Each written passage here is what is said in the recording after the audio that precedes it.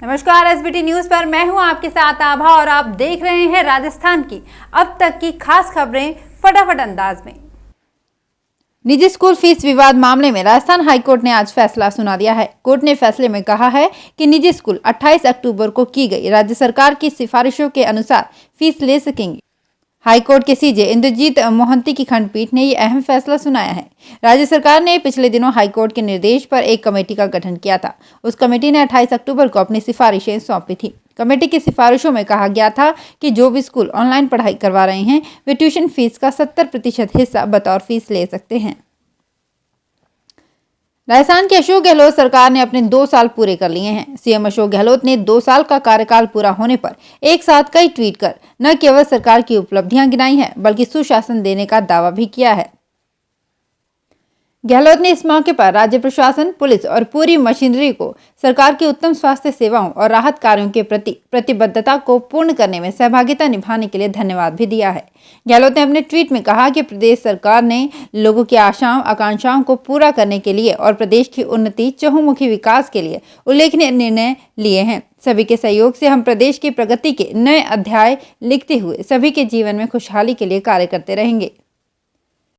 शिरोमणि अकाली दल के अध्यक्ष सुखबीर बादल के पिता और पंजाब के पूर्व मुख्यमंत्री प्रकाश सिंह बादल बीमार हो गए हैं। उन्हें उपचार के लिए चंडीगढ़ के पीजीआई में दाखिल करवाया गया है। उनकी तबीयत नासाज बताई जा रही है। फिलहाल उनके कुछ टेस्ट किए जा रहे हैं और जांच रिपोर्ट आने के बाद ही आगे की स्थिति का पता चलेगा। जैसलमेर में चल रही पृथ्वीराज फिल्म की शूटिंग को बीच में ही छोड़कर जाने वाले अभिनेता अक्षय कुमार जनवरी में फिर से फिल्म की शूटिंग के लिए जैसलमेर पहुंचेंगे। हालांकि अभी तक तारीखों की आधिकारिक घोषणा नहीं हुई है, लेकिन साजिद नाडियाडवाला की बच्चन पांडे की शूटिंग के लिए अक्षय कुमार सहित पूरी टीम जनवरी में जैसलमेर पहुंच जाएगी। जैसलमेर में 2020 जाने के बाद 2021 में फिर से शूटिंग का दौर शुरू हो जाएगा। राजस्थान के अलवर जिले में बृहस्पतिवार रात मध्यम तीव्रता का भूकंप आया, जिसके झटके दिल्ली और राष्ट्रीय राजधानी क्षेत्र के इलाकों में भी महसूस किए गए। राष्ट्रीय भूकंप विज्ञान केंद्र ने बताया कि रात 11:46 पर आए भूकंप की तीव्रता 4.2 थी, जो अलवर में 5 किलोमीटर की गहराई पर केंद्रित था। वहीं उत्तर पूर्वी भारत में भी रात के समय मणिपुर के लोगों ने धरती में कंपन महसूस की। इससे पहले सुबह के समय राजस्थान के सीकर इलाके में भी भूकंप के हल्के झटके लगे। खास बात यह है कि तीनों जगह भूकंप का केंद्र स्थानीय स्तर पर ही रहा। बर्फबारी और शीतलहर से समूचा प्रदेश सर्दी से जकड़ा हुआ है। माउंट आबू, चांद, जोबनेर और सीकर में पारा जमाव बिंदु के नीचे पहुंच गया है। अजमेर भी शुक्रवार को ठंड से जूझ रहा है। सुबह धुंध और ओस की चादर दिखी। न्यूनतम तापमान लुढ़कता हुआ 60 डिग्री पर पहुंच गया। बर्फीली ठंडक और शीतलहर ने अब सुबह से धूजनी छुटा दी। शहर में सुबह पर सैर पर जाने वाले भी कम नजर आए। लोग सिर से पैर तक गर्म कपड़ों में लिपटने के बावजूद भी ठिठुरते रहे। सुबह 8 बजे सूरज निकलने के बावजूद ठंड के तेवर नरम नहीं पड़े हैं। कोटा रेल मंडल ने ट्रेन स्पीड का नया इतिहास रचा है। कोटा मंडल में गुरुवार को जब 180 किलोमीटर प्रति घंटे की स्पीड से 2 कोच की ट्रेन पटरियों पर हवा के माफिक दौड़ी तो लोग दंग रह गए। हालांकि 180 की स्पीड से दौड़ती इस ट्रेन से रास्ते में एक गाय टकरा गई, लेकिन गनीमत ये रही कि इस घटना के बाद कोई बड़ी दुर्घटना नहीं हुई। अन्यथा तेज रफ्तार से दौड़ती हुई ट्रेन गाय से टकराकर बेपटरी भी हो सकती थी। राजस्थान रोडवेज प्रबंधन ने परिचालकों की कमी को पूरा करने के लिए अनुबंध पर बस सारथी लगाने का निर्णय किया है। जिन आगारों में बसों के संचालन के लिए परिचालक कम हैं, वहां पर बस सारथी लगाए जाएंगे। बस सारथी को 11,000 रुपये मासिक वेतन और 1 महीने में 4 अवकाश मिलेंगे।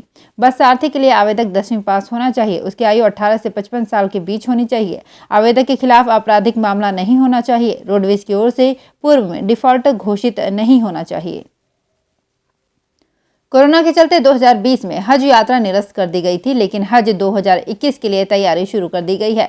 भारत और सऊदी अरब सरकार ने कोरोना को लेकर हज के लिए नई गाइडलाइन तैयार की है। इसके तहत हज यात्रा महंगी तो हुई है, साथ ही कई नई दरें भी जोड़ दी गई हैं। गाइडलाइन के मुताबिक पहली बार हज यात्रियों से वीजा फीस भी ली जाएगी।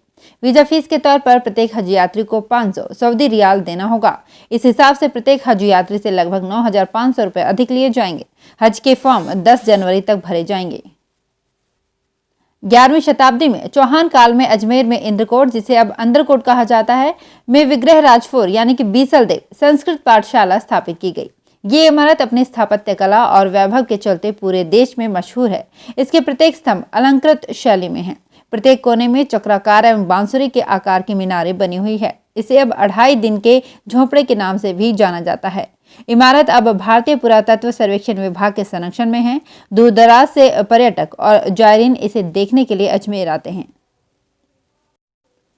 सरकार के 2 साल पूरा होने के मौके पर सरकार की 2 साल की उपलब्धि और कामकाज को जनता के बीच पहुंचाने के लिए गहलोत सरकार के मंत्री अपने अपने प्रभार वाले जिलों में पहुंच गए हैं।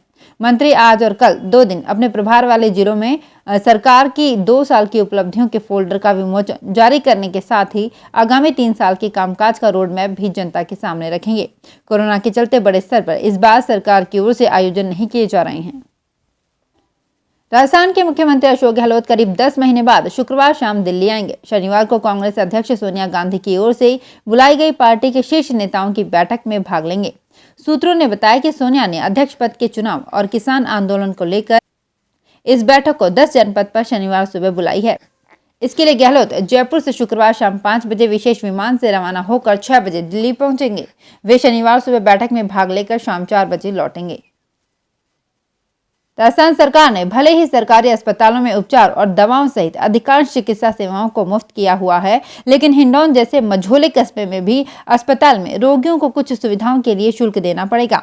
चिकित्सालय व्यवस्थाओं के संचालन के लिए आय बढ़ाने के लिए अब राजकीय चिकित्सालय में भर्ती रोगियों के तीमारदारों को अब वार्ड में रोकने के लिए शुल्क देना होगा। वार्ड में रोगी के साथ रहने वाले परिजन के लिए चिकित्सालय प्रशासन भर्ती टिकट के साथ ही एक अटेंडेंट पास भी जारी करेगा। गुरुवार को राजकीय चिकित्सालय में हुई राजस्थान मेडिकेयर रिलीफ सोसाइटी की बैठक में सदस्यों ने 5 रुपए अटेंडेंट शुल्क का अनुमोदन किया।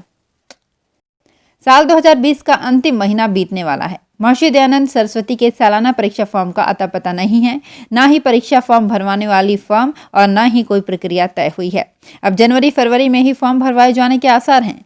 विश्वविद्यालय ऑनलाइन परीक्षा फॉर्म निजी कंप्यूटर फर्म से भरवाता है।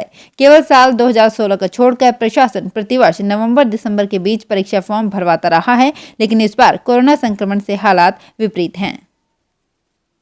तो अगर आपको हमारे वीडियो पसंद आया हो तो इसे लाइक ज़रूर करें, और अगर अभी तक आपने एसपीटी न्यूज़ को सब्सक्राइब नहीं किया है तो इसे सब्सक्राइब कर लें और बेल बटन को प्रेस जरूर करें ताकि हर नई अपडेट हम आप तक पहुंचा सकें। धन्यवाद।